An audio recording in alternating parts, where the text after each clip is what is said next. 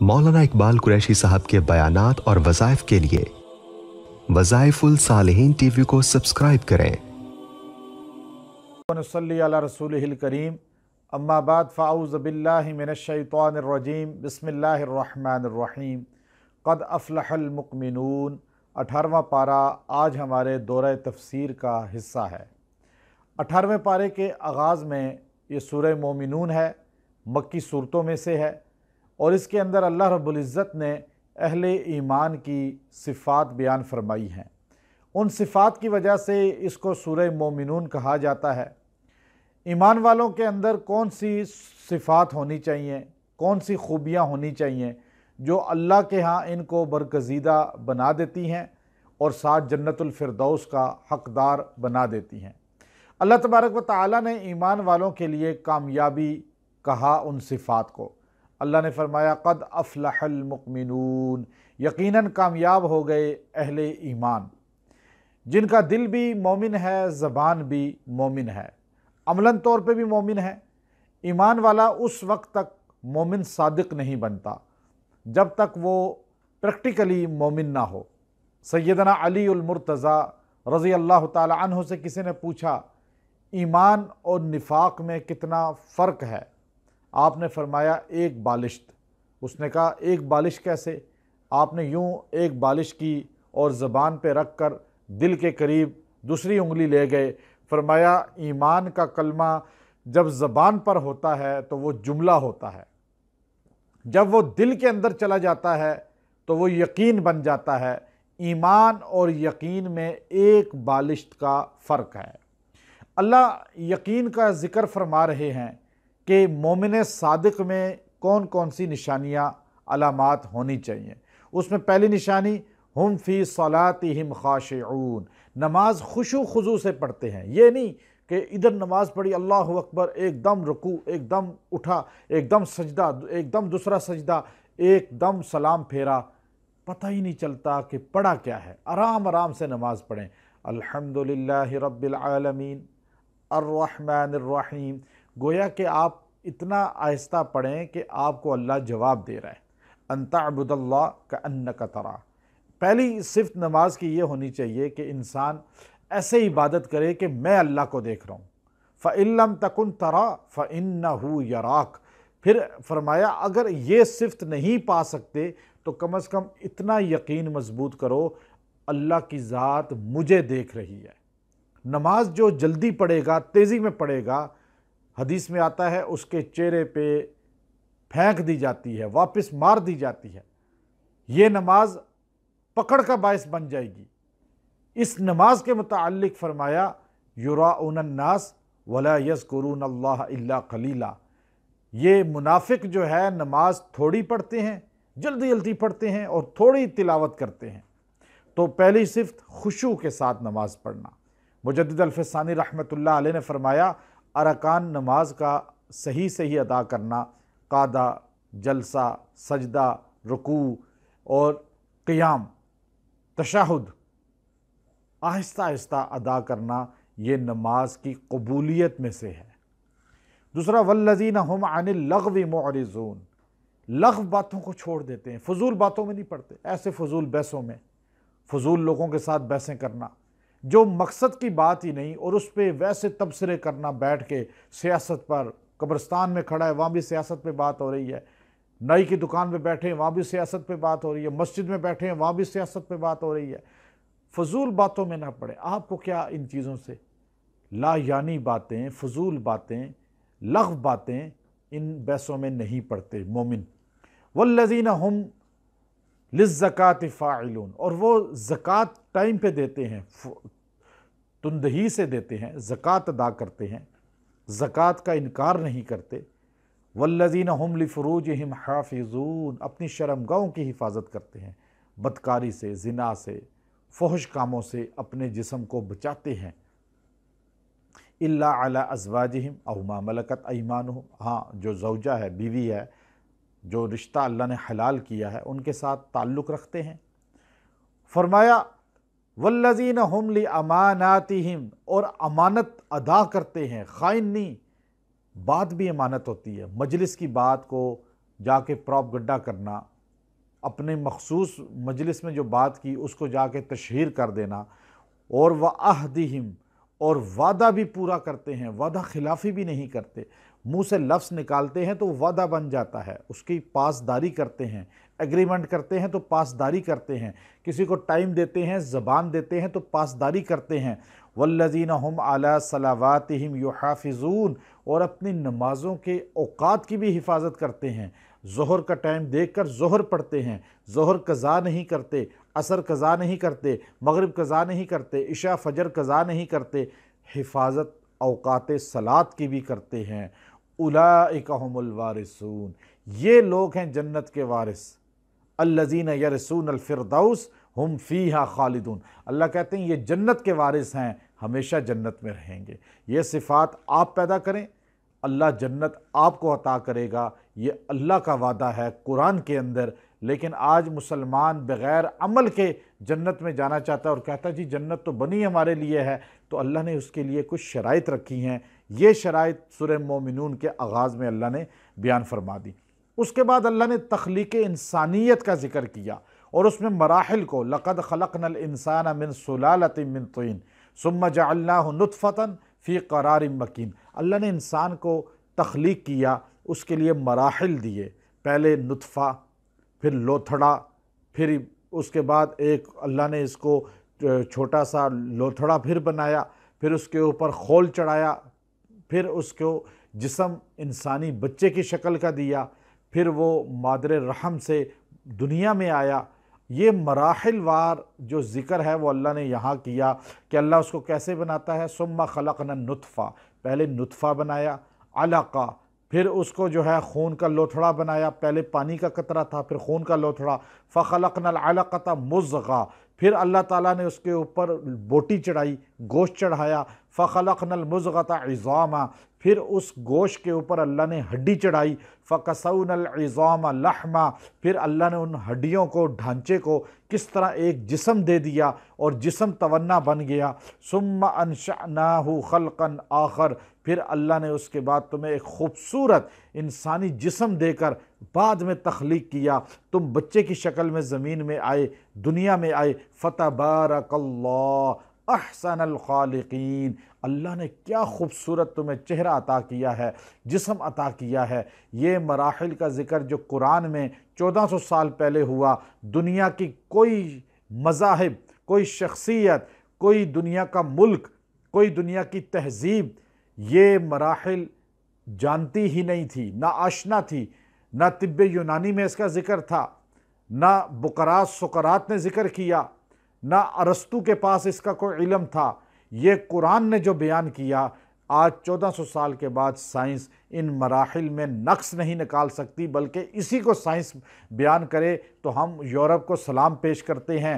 قرآن 1400 سال پہلے جن باتوں کو بیان کرے، سائنس اسی کو بنیاد بنائے، قرآن پاک کی زندگی کو ہم دور ہو کر کس طرح اللہ کو ناراض کرتے ہیں۔ تو اس لیے اللہ نے یہاں فتبارک اللہ احسن الخالقین۔ اگر آپ یہ چاہتے ہیں کہ آپ کا چہرہ خوبصورت ہو جائے، آپ کا بچہ خوبصورت ہو، بچہ پیدا ماں کے مادر رحم میں ہے، اب یہ بچہ حسین جمیل بغیر نقص کے پیدا ہو، اس میں کوئی عیب نہ ہو، لنگڑا لولا نابینا کوئی ایسا نہ ہو، تو ماں روزانہ اس آیت کریمہ کو 11 بار پانی پہ دم کر کے پی لیا کرے اور اپنے پیٹ پہ ہاتھ رکھ کے دم کر لیا کرے۔ انشاءاللہ اللہ تبارک و تعالیٰ اس کو احسن پیدا فرمائیں گے، ہر عیب سے پاک کر کے۔ اور اگر بچہ جوان ہے، بڑا ہے، مرد ہے، عورت ہے، بیرا روی کا شکار ہے اور اس کے اندر جو ہے دین کی اطاعت اللہ کی نہیں ہے اور وہ اپنا نقصان کر رہا ہے کوئی، تو اس آیت کو 111 بار دم کر کے اس کو پلائیں، انشاءاللہ اللہ تبارک و تعالیٰ اس کو احسن اخلاق بھی عطا کر دے گا۔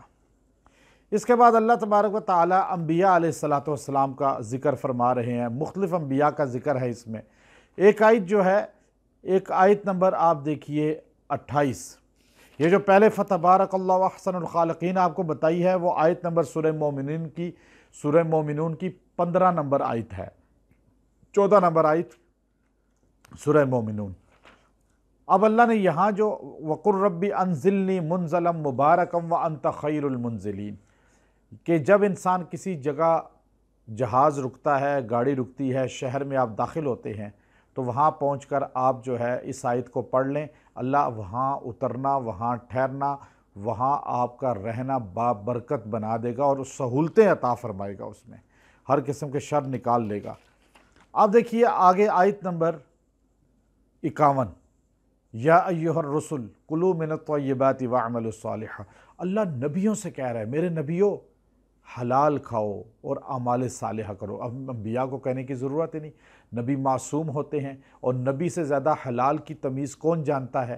اللہ ہمیں سمجھا رہا ہے کہ جب حلال میں اپنے نبیوں سے کہہ رہا ہوں تو امت محمدیہ کے افراد، تم حرام نہ کھانا، مردار نہ کھانا، شراب نہ پینا، تم چوری کا پیسہ نہ کھانا، سود کا پیسہ نہ کھانا، غصب کا پیسہ نہ کھانا، دھوکہ فراڈ کی زمین ہتھیا کے وہ پیسہ نہ کھانا، جھوٹ بول کے پیسہ نہ کمانا، یہ حرام ہو جاتا ہے۔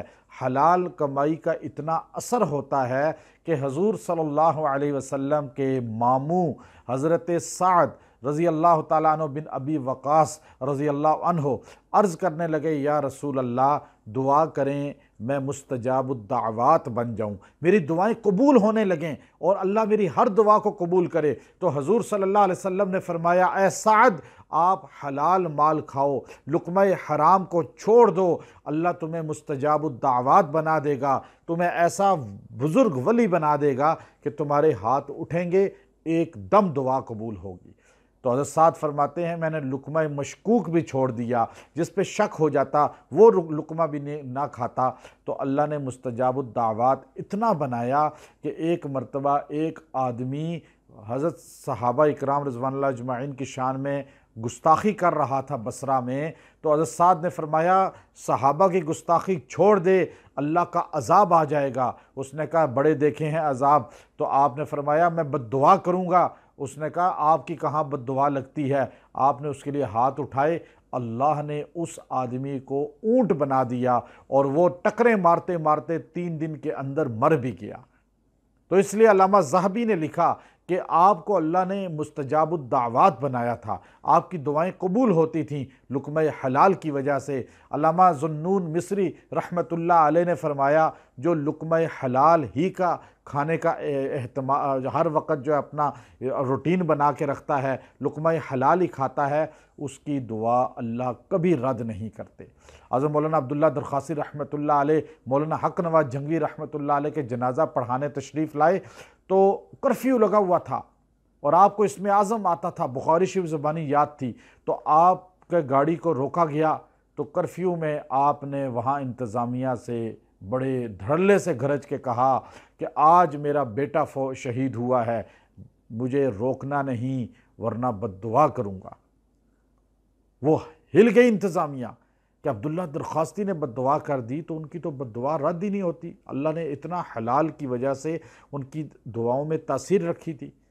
تو اس لیے لقمہ حلال کی ہمیں ترغیب دی۔ تو آج رشوت کھانے والے، سود کھانے والے، جھوٹا اور فراڈ کر کے پیسہ کمانے والے پھر دعا کرتے ہیں، کہتے ہیں اللہ ہماری سنتا نہیں۔ اللہ سنتا ہے لیکن یہ احتیاط کریں ساتھ۔ آگے اللہ تبارک و تعالی نے آپ دیکھیے نشانیاں قدرت کی بیان فرمائیں، اور رکوع جو ہے اس میں بار بار اللہ اپنی قدرت کی شاہکار بتا رہا ہے۔ رکوع نمبر 4 میں کہ یہ آسمان اللہ نے بنایا، زمین، آبشاریں، بارش کا برسانا، یہ ساری نعمتیں ذکر کرنے کے بعد اللہ تبارک و تعالی احوال دوزخ کی طرف آ گئے۔ دوزخ ایک حقیقت ہے۔ حضور صلی اللہ علیہ وسلم نے فرمایا کہ جہنم جو ہے اس کو اللہ تبارک و تعالی نے انسانیت کے لیے تیار کیا ہے، اور کتنی بڑی ہے۔ ابو موسیٰ اشعری رضی اللہ عنہ راوی ہیں کہ ہمیں دھماکے کی آواز آئی، ہم نے کہا یا رسول اللہ یہ دھماکہ کیسا؟ تو آپ نے فرمایا اللہ کے فرشتوں نے پتھر چٹان ایک پہاڑی دوزخ کے اندر پھینکی، آج 70 سال کے بعد وہ تہ میں پہنچی ہے۔ اس لیے دوزخ کی ہولناکی، اللہ کے رسول فرما رہے ہیں دنیا کی آگ دوزخ کی آگ سے 70 گنا ٹھنڈی ہے، اور دوزخ میں جو جائے گا عذاب جھیلے گا، ایک نماز چھوڑنے کی وجہ سے قضا پڑھ بھی لے، اللہ ایک حق 2 کروڑ 88 لاکھ سال دوزخ میں جلائے گا۔ توبہ سچی کرے، پھر نماز چھوڑنی چھوڑ دے تو اللہ تبارک و تعالیٰ نماز کی پابندی سے اسے اس عذاب سے بچا لیں گے۔ اللہ اس کا ذکر کر رہے ہیں، 2 قسم کے طبقے ہوں گے روز محشر، فمن ثقلت موازینہ فاولئک هم المفلحون ومن خفت موازینہ فاولئک الذین خسروا انفسهم فی جہنم خالدون۔ ایک جس کا نامہ اعمال وزنی ہو گیا اور ایک جس کا نامہ اعمال وزنی نہیں ہوا۔ وزنی ہونے والا جنت میں، جس کا ہلکا ہوا وہ دوزخ میں۔ اس لیے نیکیاں زیادہ کریں، کسی کو نیکی کو حقیر نہ سمجھیں۔ اللہ رب العزت کہتے ہیں جب یہ جہنم میں تلفق وجوہہم النار وہم فیہا کالحون، فرمایا اس کے منہ پر آگ لپیٹ کر اور اس میں اس کو جہنم میں پھینکا جائے گا۔ تو یہ جہنم کے اندر جب جائے گا، اللہ آج آپ کہیں ایک بار یا اللہ، اللہ 10 بار کہتا ہے لبیک میرے بندے، لبیک یا عبدی۔ آپ ایک بار کہیں استغفر اللہ، اللہ 70 سال کے گناہ معاف کر دے گا۔ یہاں ایک قطرہ آنسو کا بہا لیں، اللہ سارے گناہ معاف کر دیتا ہے۔ لیکن جب قیامت کا دن ہوگا، حشر کا میدان ہوگا، بندہ وہاں جہنم کے اندر چلا جائے گا تو جہنم کے اندر انسان روئے گا ربنا ربنا۔ یہاں اللہ اس کو بیان فرماتے ہیں، روتے روتے روتے روتے یہ کئی سال، ایک روایت میں آتا ہے 1 لاکھ سال گزار دے گا۔ تو آیت نمبر 106، ربنا ربنا ربنا، اب یہ کہتا رہے گا ربنا ربنا، اس کو اللہ جواب نہیں دے گا۔ تو پھر یہ فرشتے سے کہے گا، مالک سے، کہ پہلے دوسرے فرشتوں سے بات کرے گا، کیونکہ فرشتے وہاں 19 تعداد ہے دوزخ میں، وہ اندھے ہیں، بہرے ہیں، اور وہ سن نہیں سکتے، دیکھ نہیں سکتے، مارتے ہیں صرف۔ اور اللہ رب العزت نے بسم اللہ کی حروف کے بقدر ان کی تعداد رکھی ہے۔ تو فرشتوں سے یہ کہیں گے کہ تم ہماری کوئی مدد کرو، تو فرشتے ان سے کہیں گے الم تکن آیات تتلی علیکم فکنتم بہا تکذبون، کیا تمہارے پاس آیتیں آئی تھیں، قرآن تم نے سنا تھا، علماء تمہیں سمجھاتے تھے، لیکن تم نے انکار کیا، تم نے تو مانا ہی نہیں۔ اب یہ پھر دیکھیں گے فرشتے تو مدد نہیں کر رہے، تو پھر یہ اللہ کی طرف ربنا ربنا، پھر اللہ نہیں سنے گا، اللہ جواب ہی نہیں دے گا۔ تو یہ ایک دم پھر دوبارہ دروغہ جہنم، دوزخ کا جو سپرڈنٹ ہے اس کی طرف متوجہ ہوں گے، یا مالک، اس کا نام مالک ہے۔ رضوان جنت کے سپرڈنٹ کا نام ہے، انچارج کا، اور دوزخ کا مالک، یا مالک لیقضی علینا ربک، اے مالک آپ اللہ سے سفارش کر کے ہماری جان چھڑائیں اس آگ سے۔ تو مالک کہے گا انکم ماکثون، دفع ہو جاؤ، یہیں پھٹکارے پڑے رہو، میں تمہاری سفارش بھی نہیں کر سکتا، جس کو اللہ تباہ کرے میں اس کی کیسے مدد کروں۔ اب یہ نا امید ہو کر اللہ کے حضور ربنا ربنا ربنا ربنا، حدیث میں آتا ہے 1 لاکھ سال گزر جائے گا، اللہ تبارک و تعالیٰ پوچھے گا بولو، تو یہ خون کے آنسو روئیں گے۔ آج ایک پانی کا قطرہ بہا دیں آنکھوں سے، اللہ سارے گناہ معاف، وہاں پیپ نکلنا شروع ہو جائے گی، خون بھی ختم ہو جائے گا۔ تو یہ کہیں گے ربنا غلبت علینا شقوتنا وکنا قوما ضالین، 106 نمبر آیت۔ اے اللہ ہم پہ بدبختی غالب آ گئی، ہم گمراہ لوگ تھے، ہم نے تجھے نہیں پہچانا، تیرے نبی کو نہیں پہچانا، حق والوں کو نہیں پہچانا۔ ربنا اخرجنا منہا فإن عدنا فإنا ظالمون، اے اللہ ایک موقع دے کے ہمیں واپس بھیج، ہم تیرے بن کے آئیں گے۔ یہاں ایک بار رو، اللہ سارے گناہ معاف، وہاں خون کے آنسو بہا کے کہے گا، اللہ آگے سے کیا کہے گا، قال اخسئوا فیہا ولا تکلمون، اللہ کہے گا پڑے رہو یہاں پر، میرے سے کلام نہ کرو۔ حدیث میں آتا ہے پھر وہاں اللہ دوزخ اور جنت کے درمیان ایک سیسے کی دیوار بنا دیں گے، ان کی چیخ و پکار پھر کوئی سن ہی نہیں سکے گا، اور ابد الآباد کی سزا اور جہنم کا ایندھن بن جائیں گے۔ اس لیے اللہ رب العزت نے فرمایا آخرت میں جب یہ بندہ کھڑا ہوگا دنیا میں 100 سال 500 سال 1000 سال زندگی گزارنے والا، اللہ اس سے پوچھیں گے کم لبثتم، کم لبثتم، 111 نمبر آیت، قال کم لبثتم فی الارض عدد سنین، دنیا میں کتنا رہ کر آئے، 100 سال، 500 سال، 1000 سال رہنے والے، بتا تو صحیح، 70 سال تو نے زندگی گزاری، کتنا وقت گزارا؟ کہے گا لبثنا یوما او بعض یوم، ایک یا آدھا دن۔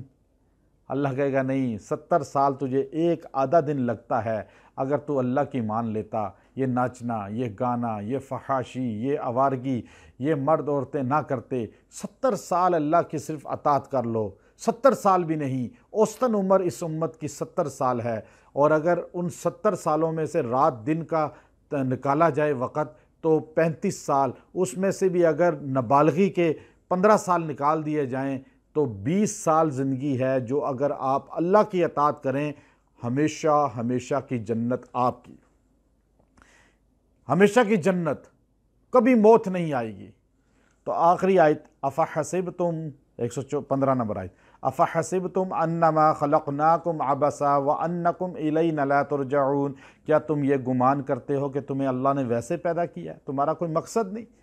جانور، چرند، پرند، ان کا اللہ نے پیدا کیا تو پھر بھی کوئی نہ کوئی مقصد ہے، تم تو ہو ہی اللہ کی عبادت کے لیے پیدا، اللہ نے اپنے لیے تمہیں پیدا کیا ہے۔ یہ جو آیت افحسبتم آخر تک کسی پر دورہ پڑا ہو، مجنون ہو، پاگل ہو، جنات حاوی ہو جائے تو یہ پڑھ کر اس پر دم کریں، اس کے کان میں اس کو پڑھیں، اللہ اس کو شفا دے دیتا ہے۔ یہ بڑی واضح اور جامع آیات ہیں، اور جنات بھی ان آیات کا احترام کرتے ہیں، اور جنات ان تمام آیتوں کا بہت احترام کرتے ہیں۔ افحسبتم اور اگلی 3 آیتیں اللہ ہمیں ان کی سمجھ دے۔ سورۃ النور، سورۃ النور 18ویں پارے کی دوسری سورت ہے، اس کا نام نور رکھا گیا، اللہ نور السماوات والارض، یہ جو آیت ہے اس کے اندر، اس کی وجہ سے۔ دوسری وجہ یہ ہے کہ یہ مدنی سورت ہے۔ مدنی سورت میں معاشرت کے احکامات، گھرداری کے احکامات، عورتوں کے مسائل، خامدوں کے مسائل اور گھریلو زندگی کے مسائل بیان کیے، جس سے گھر نورانی بن سکتا ہے۔ حضور صلی اللہ علیہ وسلم نے فرمایا کہ میری امت کے مرد سورہ مائدہ کو یاد رکھیں، یعنی اس کا ترجمہ پڑھیں غور سے، اور میری امت کی عورتیں سورۃ النساء کو از پر یاد کریں، اس کے مسائل کو یاد کریں، پڑھیں۔ مجاہد رحمۃ اللہ علیہ یہ روایت لائے، سیدہ کائنات سیدہ عائشہ صدیقہ رضی اللہ تعالی عنہ عورتوں کو سورہ نور پڑھنے کی تلقین فرمایا کرتی تھی، اور فرمایا کرتی تھی عورتوں اگر اپنا گھر جنت بنانا ہے تو سورہ نور کو سمجھو۔ سورہ نور کے اندر احکامات ہیں، لیکن شروع کے اندر اللہ رب العزت نے چند چیزیں ایسی بیان فرمائی، 10 قسم کے مسائل شروع سے اللہ نے بیان فرمانے شروع کیے۔ پہلے اس میں فرمایا الزانی والزانی، الزانیۃ والزانی، شروع میں اللہ رب العزت نے الزانیۃ والزانی فجلدوا کل واحد منہم۔ اب آپ دیکھیے آیت نمبر 2، زانی مرد ہو یا عورت ہو، جب وہ زنا کرتے ہیں تو غیر شادی شدہ ہوں تو ان کے لیے حکم ہے کہ ان کو کوڑے مارے جائیں، اور اگر کوڑے بھی ان کو مارے جائیں گے 100 کوڑے، 100 کوڑوں کا حکم قرآن میں۔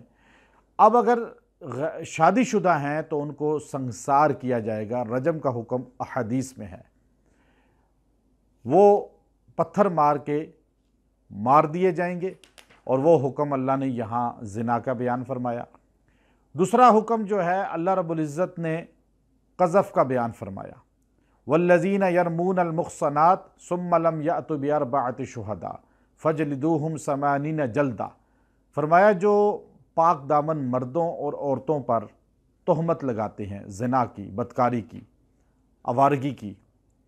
اب ایک آدمی کہتا ہے کہ جی فلاں مرد فلاں عورت بدکار ہیں، انہوں نے زنا کیا ہے، لیکن 4 گواہ وہ نہیں لا پاتا، 1 گواہ لایا، 2 لایا، 3 لایا، 4 پورے نہیں ہوئے، تو اس آدمی، عورت یا مرد کو جس نے یہ الزام لگایا، ان کو 80 کوڑے مارے جائیں گے۔ 3 گواہ لے آئے، چوتھا نہیں آیا، پھر بھی 80 کوڑے مارے جائیں گے۔ تو اس لیے کسی کے متعلق اسلام اس طرح بہتان اور لب کشائی کرنے سے سختی سے ممانعت کرتا ہے۔ اس کے بعد اللہ رب العزت نے فرمایا کہ اس آدمی کو جو 4 گواہ نہیں لایا، کسی پر تہمت لگائی، تو وَلَا تَقْبَلُوا لَهُمْ شَهَادَةً أَبَدًا، اب قیامت تک اس آدمی کی گواہی قبول نہیں کی جائے گی۔ یہ عدالت میں گواہی نہیں دے سکتا، پنچایت میں گواہی نہیں دے سکتا، یہ جو ہے خائن تصور ہوگا۔ اس کے بعد اللہ رب العزت اگلی آیت میں کہتے ہیں 6 نمبر آیت میں وَالَّذِينَ يَرْمُونَ أَزْوَاجَهُمْ وَلَمْ يَكُنْ لَهُمْ شُهَدَاءُ إِلَّا أَنفُسُهُمْ فَشَهَادَةُ أَحَدِهِمْ 4 شہادات باللہ۔ اب آپ دیکھیے میاں بیوی آپس میں ایک دوسرے پر تنقید کرتے ہیں، دونوں کا اعتماد ختم ہو جاتا ہے، الزام لگاتے ہیں، تو لعان اسے کہا جاتا ہے کہ وہ گواہ تو نہیں لائے لیکن انہوں نے ایک دوسرے پر لعنت بھیجی کہ میں سچا ہوں، اگر میں جھوٹا ہوں تو لعنت ہو، دوسرا بھی یہ جملہ کہے، اور اس کے بعد ان کے درمیان جدائی ہو جائے گی اور ان کو الگ کر دیا جائے گا۔ اس کے بعد اگلے دوسرے رکوع میں سورہ نور کی واقع افق ہے۔ سیدہ کائنات سیدہ عائشہ صدیقہ رضی اللہ تعالی عنہ حضور علیہ السلام کے ساتھ غزوہ بنو مستلق میں چلیں، اور وہاں واپسی پر آپ صلی اللہ علیہ وسلم نے ایک صحابی صفوان بن معطل رضی اللہ عنہ کی ڈیوٹی لگائی ہوئی تھی کہ آپ پیچھے سامان کو دیکھتے دیکھتے آئیں، قافلہ نکل جائے پیچھے سامان چیک کرتے آئیں۔ تو حضرت عائشہ صدیقہ قضائے حاجت کے لیے گئیں، اور اونٹ کے اوپر جو آپ کا کجاوا تھا، ڈولی تھی، اس میں کسی کو سمجھ نہیں لگی کہ آپ نہیں ہیں، اور قافلہ چل پڑا، حضور علیہ السلام بھی چل پڑے، اور پھر مدینہ آ کر حضور کو پتہ چلا کہ سیدہ تو نہیں ہے اس میں۔ آپ واپس آئیں، اسی جگہ بیٹھ گئیں، صفوان تشریف لائے تو آپ ان کے اونٹ پر بیٹھ کر، وہ پیدل اور آپ سوار ہو کر مدینہ آئیں، اور مشہور ہو گیا، منافقین نے مشہور کیا، عبداللہ ابن ابی نے، کہ سیدہ کا دامن پاک نہیں ہے۔ حضور علیہ السلام خاموش رہے، کیونکہ اللہ کی طرف سے کوئی وحی آئے تو بولیں۔ تو مستہ بھی اس میں شامل ہو چکے تھے، تو اس پر جو ہے مستہ جو تھے وہ بھی اس کا حصہ بن گئے، جو حضور کی نوکرانی کے بیٹے تھے۔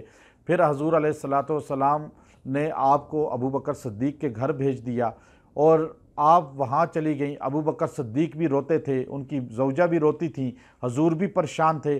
اب اللہ کی طرف سے وحی کا انتظار تھا۔ حضور تشریف لائے، سیدہ سے ایک جملہ کہا، اے عائشہ کیا تجھ سے یہ خطا ہوئی ہے؟ عائشہ فرماتی ہیں میں اتنی روئی کہ میرے منہ سے صرف اتنا نکلا کہ آج میری حالت حضرت یوسف کے باپ جیسی ہے، میں یعقوب کا نام بھول گئی علیہ السلام کا، تو میں یہ صرف کہتی ہوں انما اشکو بثی وحزن الی اللہ۔ حضور علیہ السلام خاموشی سے چلے گئے۔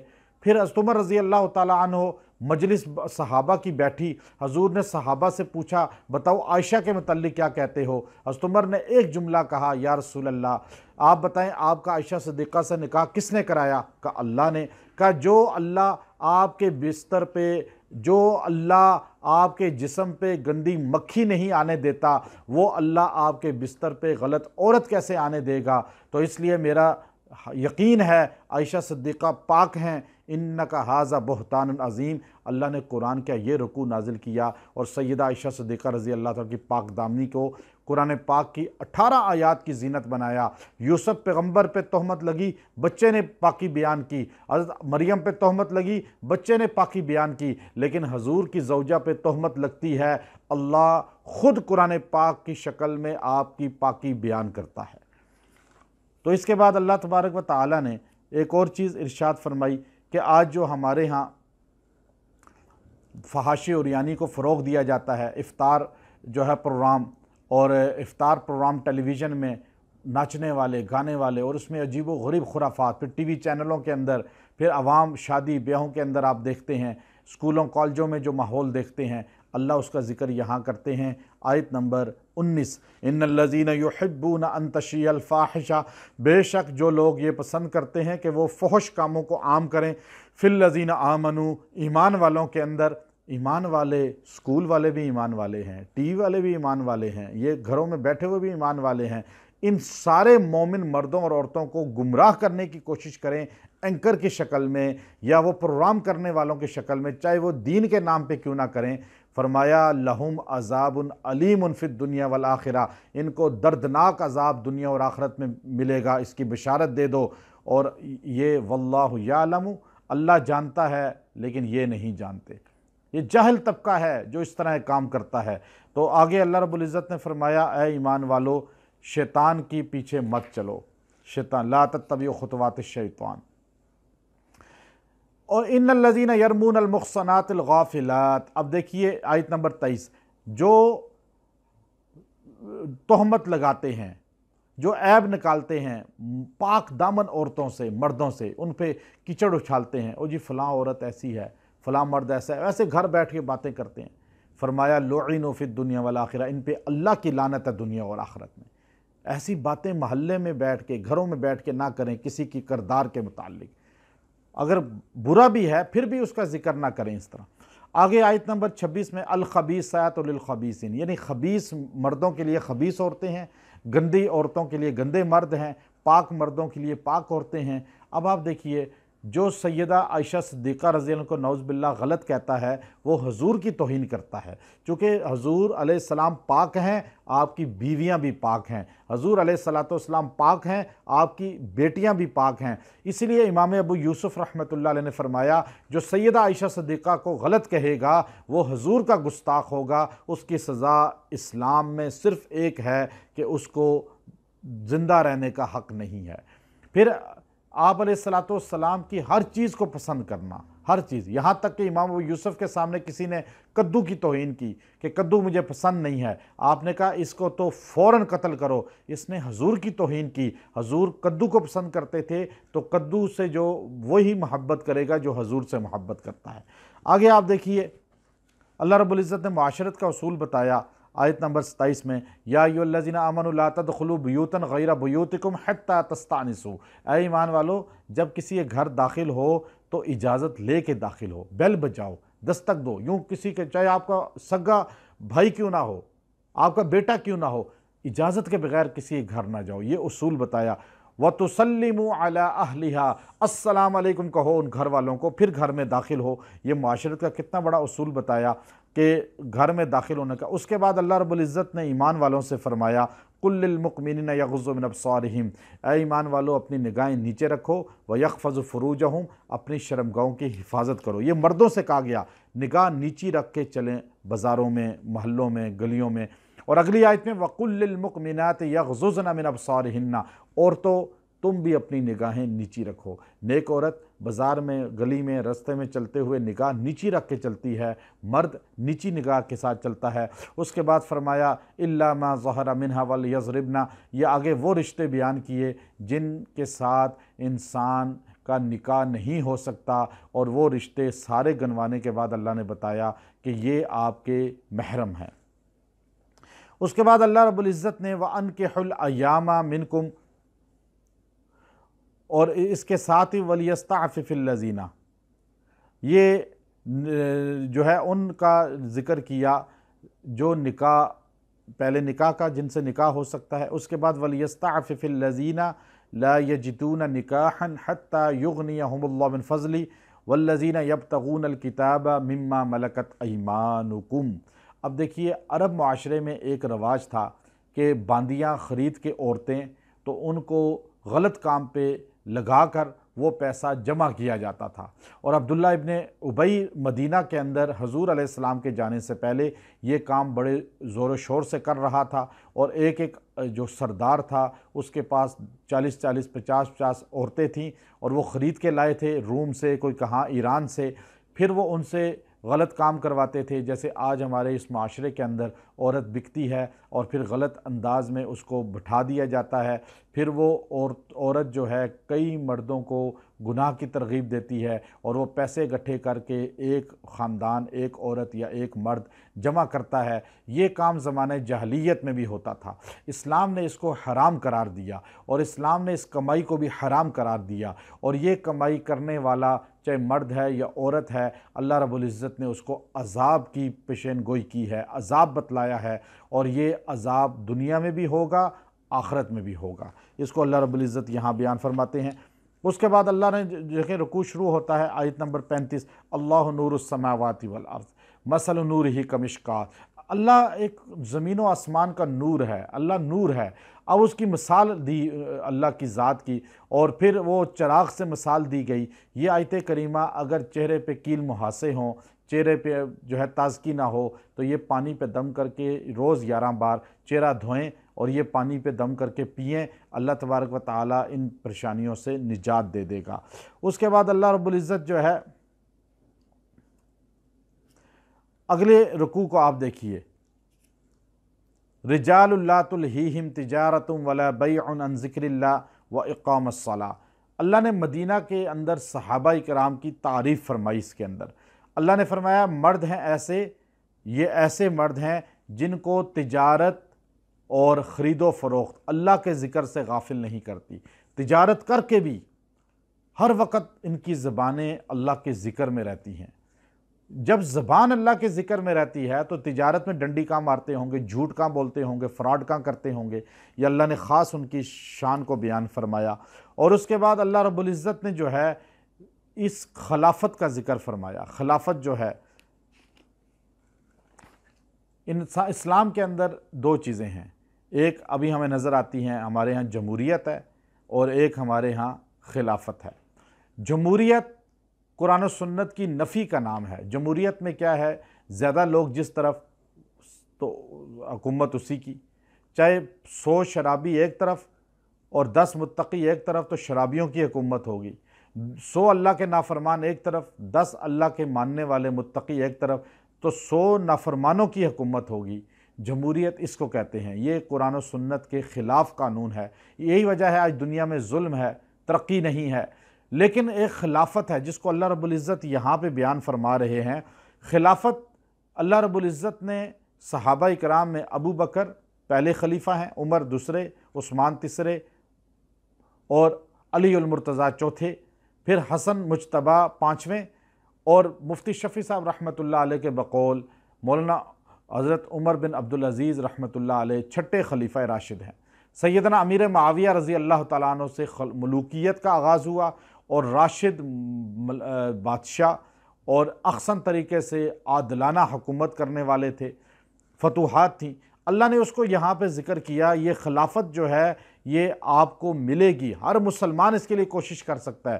آیت نمبر دیکھیے 55، وعد اللہ الذین آمنوا منکم وعملوا الصالحات لیستخلفنہم فی الارض کما استخلف الذین من قبلہم۔ تمہیں ایسے خلافت اللہ دے گا جیسے پہلوں کو دی، لیکن اس کے لیے وہی صفات صحابہ والی اپنانی پڑیں گی، ابو بکر، عمر، عثمان و علی رضوان اللہ اجمعین جیسا بننا پڑے گا صفات کے ساتھ۔ اس کے بعد آگے اللہ رب العزت نے آیت نمبر 58، یا ایھا الذین آمنوا لیستأذنکم الذین ملکت ایمانکم والذین لم یبلغوا الحلم منکم 3 مرات۔ اے ایمان والو، 3 اوقات میں کسی کے گھر میں یوں بے دھڑک داخل نہ ہو۔ کسی کے گھر جانے کے اصول ہے، گھر میں آپ جائیں 3 وقت میں نہ جائیں، من قبل صلاۃ الفجر، فجر کی نماز سے پہلے کسی کے گھر نہ جائیں، سوئے ہوتے ہیں، اپنے نیند میں ہوتے ہیں، اور وحین تضعون ثیابکم من الظہیرہ، اور دن کے ٹائم قیلولے کے لیے کھانا کھا کر تھوڑی دیر جو آرام کرتے ہیں، یہ صحت ہے، یہ قیلولہ بہت صحت ہے۔ ہمارے مدارس میں الحمدللہ اس پر اور علماء اس پر عمل کرتے ہیں، صحت کا راز یہی ہے۔ ورنہ چائنا کے لوگ دن کو تھوڑی دیر کے لیے سوتے ضرور ہیں، اس سے وہ کہتے ہیں کہ جسم میں ایک نئی تازگی اور طاقت آتی ہے اور دماغ فریش ہو جاتا ہے، ورنہ پورا دن دماغ ایکٹیو رہ کے، جسم ایکٹیو رہ کے انسان میں ضعف آ جاتا ہے۔ ہمارے نبی نے، قرآن نے پہلے بتا دیا، وَمِن بَعْدِ صَلَاةِ الْعِشَاء، اور عشاء کے بعد بھی کسی کے گھر نہیں جانا۔ یہ رول ہیں، دیکھیں کتنے معاشرت کے اصول ہیں۔ ثلاث عورات لکم، یہ 3 پردے کے ٹائم ہے، پرائیویسی دیں ان لوگوں کو، وہ آپس میں ہاں اجازت لے کے جائیں تو کوئی بات نہیں، پہلے فون کر کے چلے جائیں تو، اور فرمایا کسی کے گھر بغیر اجازت کے داخل نہیں ہونا۔ اور اللہ رب العزت نے مولانا اقبال قریشی صاحب کے بیانات اور وظائف کے لیے وظائف الصالحین ٹی وی کو سبسکرائب کریں۔